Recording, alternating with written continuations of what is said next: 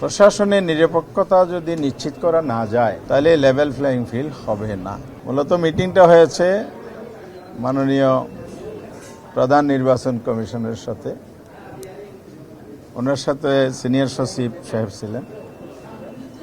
আমরা যে বিষয়গুলো নিয়ে কথা বলেছি, আমরা সকলে চাই বাংলাদেশে ঘোষিত সময়ে 12ই ফেব্রুয়ারি 2026 জাতীয় সংসদের নির্বাচন, রেফারেন্ডাম একই দিনে যে তফসিল ঘোষণা হয়েছে সেই অনুযায়ী নির্বাচনটা অনুষ্ঠিত হোক।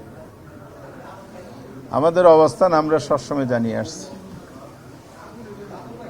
নির্বাচনটা ভালো করার জন্য জনগণের প্রত্যাশা অনুযায়ী অতীতের সমস্ত গ্লানি, যে ধরনের নির্বাচন নামে তামাশা প্রহসন হয়েছে, এগুলো থেকে মুক্ত হয়ে দেশ এবং জাতি যেন একটি সুন্দর সুষ্ঠু নির্বাচন উপহার পায় এই সরকার এবং কমিশনের কাছে, সেটাই আমরা বারবার দাবি করেছি। এই জন্য আপনারা জানেন আমরা একটা নির্বাচনী সমঝোতার প্ল্যাটফর্মও করেছিলাম, সেখান থেকে আমরা 5 দফার ভিত্তিতে আন্দোলনও করেছি।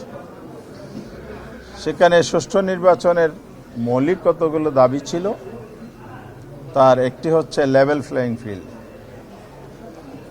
প্রশাসনের নিরপেক্ষতা যদি নিশ্চিত করা না যায় তাহলে লেভেল প্লেইং ফিল্ড হবে না।